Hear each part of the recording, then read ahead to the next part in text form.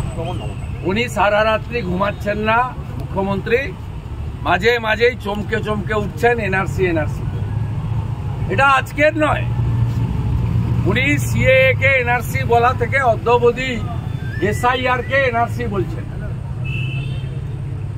এই মুখ্যমন্ত্রীর কথাবার্তা সংবিধান বিরোধী, রাষ্ট্র বিরোধী, এবং খুব লজ্জা লাগে যে পশ্চিমবাংলায় এইরকম একটা মুখ্যমন্ত্রী তিনি প্রশাসনিক কর্ত্রী হয়ে বসে আছেন।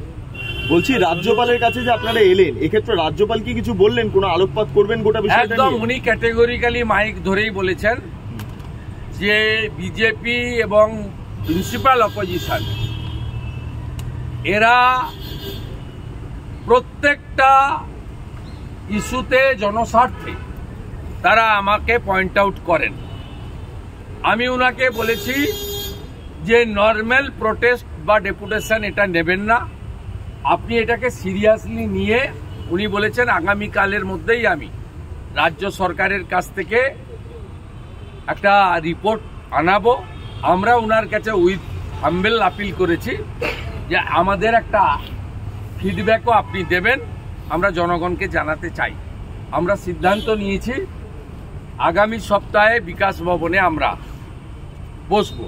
এটা আধ ঘন্টা 1 ঘন্টার নয়, আমরা একটা পরিকল্পনা নিচ্ছি, আমরা বসবো। এতগুলো ছাত্রছাত্রী আগামী প্রজন্মের ভবিষ্যৎ নষ্ট হতে দিতে আমরা চাই।